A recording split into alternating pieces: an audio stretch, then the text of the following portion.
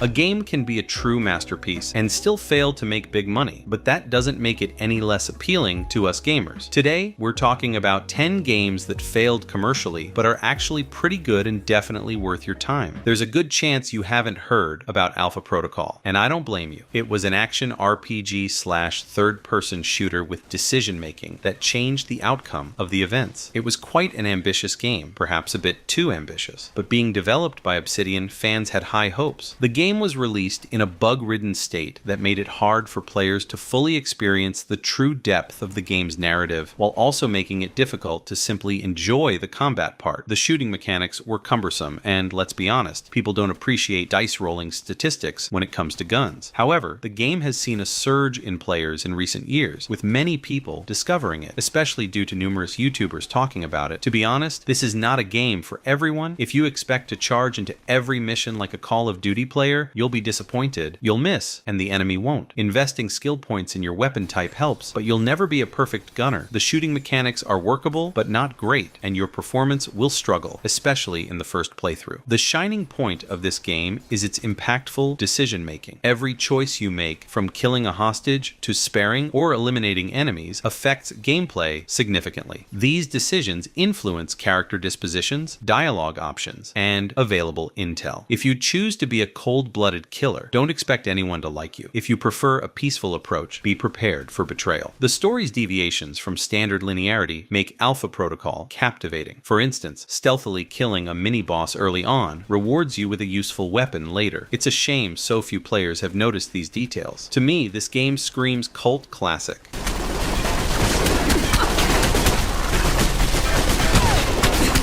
Sunset Overdrive is one of those rare gems that had so much potential but unfortunately got pushed under the rug due to bad timing, lack of marketing, and, well, being an exclusive. I mean, this game did so many things right. It featured bombastic combat with a massive open world, vibrant art style, over-the-top humor, and a super dynamic gameplay. But the thing is, it came out exclusively for Xbox One, which was struggling in sales compared to PlayStation 4. It kinda limited Sunset Overdrive's reach, which was bad already, but that's not the only reason. It also lacked extensive marketing, which made the game almost invisible. In fact, it was word of mouth that helped the game grow eventually. The game is still fun as ever, offering a super chaotic and humor-filled single-player experience.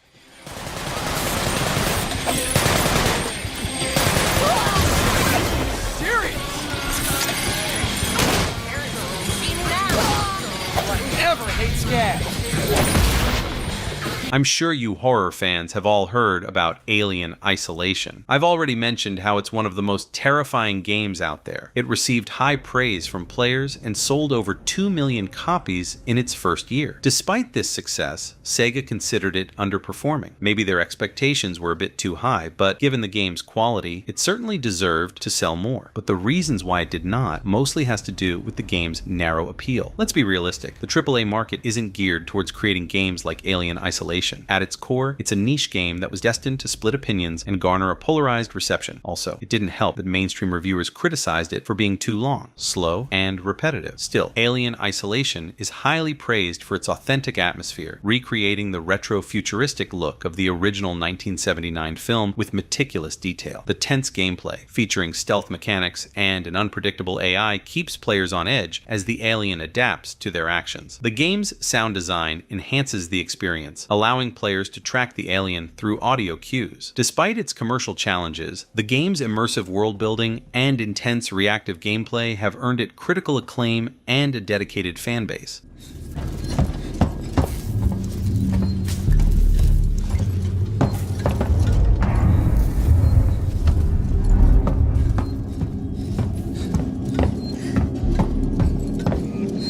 Spec Ops was a great military shooter game, and there's no doubt about that. But despite its critical acclaim, the game failed to meet the publisher's sales expectations, and there are a few reasons as to why that happened. Firstly, the game was marketed as an action-packed military shooter, kind of like Call of Duty, when in reality, it was much more than that. It was a more narrative-driven experience with an immensely deep storyline filled with heart-wrenching moments. It wasn't a game you could play casually. It had mature themes and depth that proved challenging for many many players. Despite this, it was one of the best story-driven shooters I've ever played, with gripping gameplay. However, it couldn't stand out against giants like Call of Duty and Battlefield, which dominated players' interests at the time. Got one! Moving target! Son of a bitch! Out! One more down! Guardians of the Galaxy was an exceptionally fun Marvel's game that did everything right. I mean, it had the film's signature humor, witty dialogues, awesome gameplay, and even the gunplay was right on point. So where did it go wrong? Well, it did not. It was actually Marvel's previous entry, Avengers, that drove players away from this game due to its not so great reception among Marvel fans. So it really was just bad timing for Guardians of the Galaxy. However, it didn't completely die. In fact, the game was so good that players and critics eventually started talking about it, recommending it to other players, which helped push the game to generate more sales after its underwhelming launch. Even if you are not a Marvel fan, I really think you should play this game. For you and your guns, well.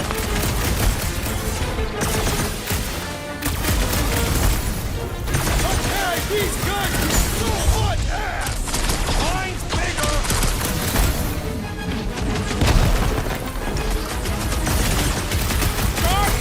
Splinter Cell has given us some of the best stealth action games out there, and while pretty much all of their games were a hit, both commercially and critically, Blacklist just could not make the jump into the big leagues. It wasn't bad or anything, it was just different from the rest of the series in many ways, which made a lot of fans mad. For one, the game tried to include more action-oriented mechanics to appeal to a broader audience, which led a lot of longtime fans feeling alienated, as the series was originally known for its pure stealth approach. To make things worse, Blacklist also introduced more daylight missions, which was really weird. That, plus its action-heavy gameplay, made Blacklist feel like it was trying to copy Call of Duty games. Thirdly, Ubisoft also replaced Michael Ironside, the iconic voice of Sam Fisher, which sparked some controversy around the game. Despite the initial outrage from unhappy fans, the game sold over 2 million copies, which is quite good, but just not enough to make it count as a commercial success in Ubisoft's books. But that doesn't make it a bad game at all. The game received some highly positive reviews for its refreshing gameplay that gave us a chance to see Sam Fisher in a bold new way. I definitely loved the game, and I can easily recommend it to any stealth action lover out there.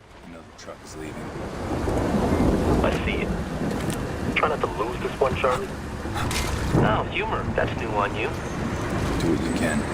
I'm heading to the loading bay.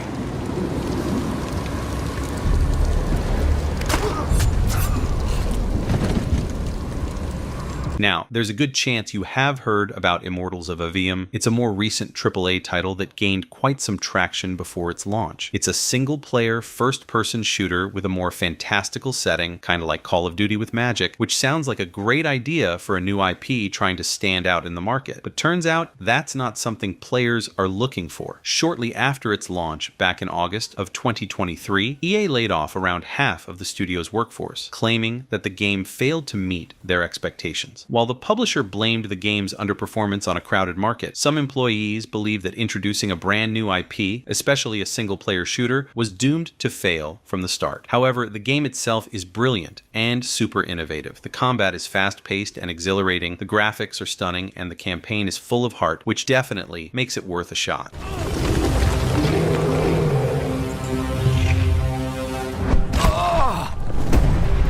Oh shit!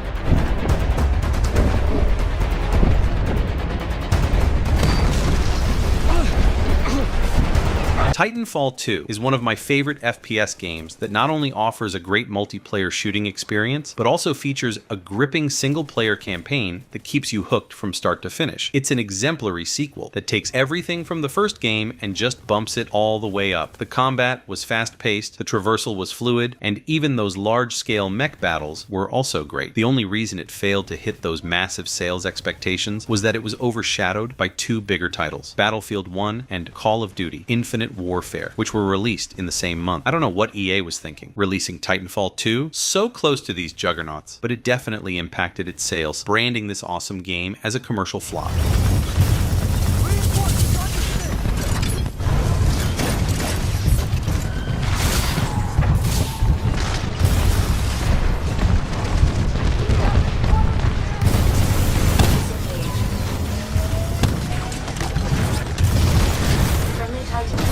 I am sure many of you have already played Prey, this awesome immersive sim that offers a perfect mix of horror, exploration, and puzzle solving. It's hard to believe that a game like Prey was also a commercial failure. According to the reports, Prey performed super badly in sales compared to Arcane's previous title, Dishonored 2, selling almost 60% less, which, for any AAA game, is a disaster. Now, for Prey, you can't simply put your finger on something and say that this was the reason that caused it to fail. It's much more complex than that. For one, the game was super deep for FPS fans, with a focus on non-linear gameplay and exploration, and it took a while to really hook you. Secondly, it wasn't a sequel to any blockbuster title, like Dishonored 2 was, which fans were super eager to get into. So there are quite a few reasons why it didn't sell well. Despite that, Prey is one of the best games in the genre that offers an unforgettable experience.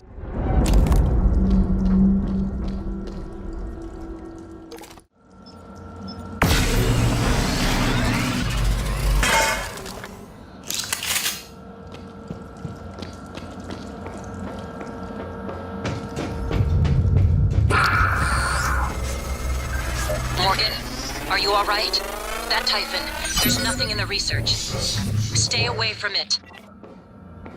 Deus Ex: Mankind Divided is considered one of the best role-playing games out there that is loved by millions for its deep narrative, brilliant game world, and choice-driven gameplay. But it wasn't always like that. In fact, the game was hated before it was even released due to a rather controversial pre-order campaign that led to some pretty negative publicity. And, while publishers did scrap the campaign, the damage was somewhat done. But it doesn't stop there either. The game was released in an unfinished state, which made the story end abruptly, setting it up for future content and DLCs, which should have been included in the base game. This led many fans to build distrust towards this Deus Ex, and for good reasons. However, a few patches, fixes, and DLCs. Later, Deus Ex Mankind is a must-play that offers an unforgettable campaign that stays with you long after you've finished playing. I recommend taking things slow with this game and completing all the side quests, which makes it truly worth buying.